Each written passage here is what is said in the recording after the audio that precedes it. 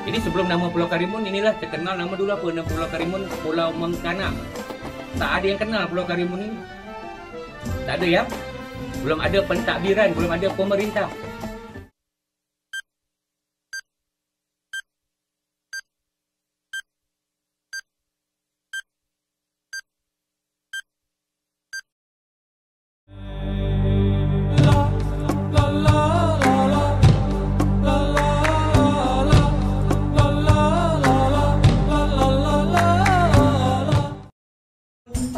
Sebelum namanya Pulau Karimun, nama Karimun adalah Pulau Mengkana. Siapa setuju tak setuju?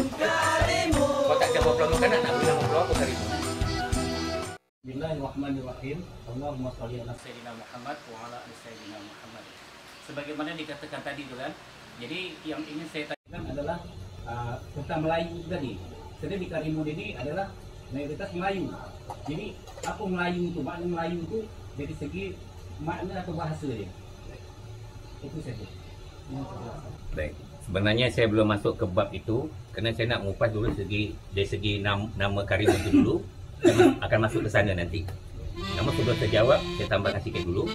Tanjung Balai Karimun yang sangat well known, banyak dikenal orang sekarang. Tanjung itu apa? Tanah yang menjulur ke laut. Itu Tanjung. Balai merupakan istilah tempat pertemuan, rapat, diskusi, musyawarah. Musyawarah siapa? Orang alim dan cerdik pandai atau bijak dahulu. Maka konotasi kata balai sekarang ini berganti nama. Kantor kah? Pejabat kah? Ofis kah? Departemen? Namun tidak dengan nama demikian, tidak menghilangkan makna daripada nilai-nilai kealiman yang orang duduk di dalam balai. Itu kategori Endam 12 karangan Raja Ali Haji. Dengan anak janganlah lalai supaya naik ke tengah balai. Pengertian naik ke tengah balai, anak ini mah jadi orang alim atau cerdik pandai. Jadi nak nama apa pun hari ini, nak nama kantor pejabat ofis, makna balai itu adalah tempat diskusi musyawarah. Jadi yang orang masuk balai selayaknya orang yang alim dan orang yang cerdik pandai. Bukan orang sembarang masuk balai. Balai adalah tempat pertemuan.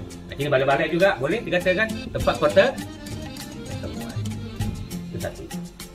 Kedua, jadi tempat balai tempat pertemuan orang cerdik pandai atau bijak. Makanya orang alim ulama cerdik pandai dari mana sumber dia? Tentu orang yang bijak tentang yang bersumber daripada Al-Quran dan Sunnah. Kalau kita dengan nama Karimun. Kalau tidak dengan ini, maka yang tampil adalah tampilan-tampilan duniawi yang wah. Faham tak saya? Inilah yang kerja-kerja sekarang ni. Benar itulah maksud daripada balai dah, tempat pertemuan orang-orang yang alim dan bijak di Karimun. Supaya apa? Orang yang masuk dalam balai itu adalah sebenarnya orang yang bermaruah, orang yang bermartabat sebenarnya. Bermaruah dan inilah katakan bangsa Melayu yang saya ceritakan tadi. Jelas? Okey. Bukti sejarah hari ini, contoh kita bukti sejarah situs yang dapat disaksikan adalah salah satu adalah masjid. Itu masjid pertama di Karimun, iaitu Masjid Al-Mubarak. Arti Al-Mubarak penuh dengan barang siapa betul-betul mengamalkan apa yang diperintahkan sesuai dengan tuntunan agama, maka hidupnya akan berkah. Itulah yang dibandat yang dituliskan dalam masjid. Jadi para pendiri masjid itu dia membuat Mubarak kerana salah satu tanggungjawab moral sebagai Amirul Mukminin, pemimpin bagi orang mukmin, dia bertanggungjawab dunia dan cari pemimpin macam itu sekarang. Dia bertanggungjawab dunia dan akhirat. Maaf, nama Pak Bupati. Bukan bupatinya, bukan namanya. Bupati pada saat dia di pemerintah, pada saat dia berada di tengah rumpun Melayu dipanggil Datuk Setia, siapa pun orang dia. Pada saat dia masuk masjid harus dipanggil Amirul. Inilah meletakkan sesuatu pada tempat. Sebab kalau dalam masalah masjid panggil bupati, ada dunia itu. Jelas Jelas tak? Ini nak faham baik-baik. Sehingga orang dah hilang makna ini. Jadi menempatkan sesuatu itu pada tempatnya, itulah yang dikatakan halal haram. Tahu di mana menempatkan. Nah, itu maksudnya. Dah jelas? Betul? Jadi dalam konteksnya pembangunan masjid itu menunjukkan rumah ibadah pertama di Karimun adalah masjid menunjukkan orang Karimun sudah beragama Islam sejak lebih kurang 150 tahun yang lalu. Jadi orang Karimun sudah beragama Islam sejak dia tak ada embel-embel. Agama Islam pun sesuai dengan Quran dan Sunnah. Titik. Tak ada bunyi, tak ada ini. Itu pakai. Dah jelas? Jadi kita jangan sibuk-sibuk. Islam tu begini. Orang Karimun dah Islam sejak 150 tahun yang lalu. Seharusnya orang yang hidup dalam Pulau Karimun, dalam nama Karimun, dia senantiasa memuliakan nama Allah, bukan nama diri dia. Boleh dapat barah. Tu kata Gurinda, barang siapa menampakkan jasa setengah daripada syirik mengaku kuasa. Hari ni orang nampakkan apa? Makanya dia membangun masjid itu tanpa biar satu sen pun dia minta masyarakat. Kerana tanggungjawab moral sebagai amir. Begitulah sebenarnya pemimpin yang bertanggungjawab dunia dan akhirat. Kita cukup dulu. Bismillahirrahmanirrahim. Assalamualaikum warahmatullahi wabarakatuh. Jadi tadi sudah dijelaskan oleh Siti Bangsa dari dirinya mulai terbentuknya Karimun. Awal Karimun itu adalah pembangunan tanah, kemudian Karimun, dan ini bukti sejarah yang berdirinya masjid tanda sudah berdirinya pemerintahan di Pulau Karimun itu sendiri, karena sudah diputus dari Kemenang tadi, yaitu Raja Abdullah. Dan di sini saya tanyakan dari tahun berapa Karimun itu sudah berdiri itu pemerintahan. Lalu terbukti dari sejarah berdirinya masjid itu sudah tercatat itu di tahun berapa. Tentu Karimun itu sudah awal-awal sudah ada pemerintahannya. Jadi di sini pertanyaan kami, tahun berapa berdirinya Karimun itu sudah ada pemerintahan di Karimun sebagainya. Baik. Kita harus menjawab, tengok dulu bukti sejarah. Apakah manuskrip atau teks atau situs sejarah.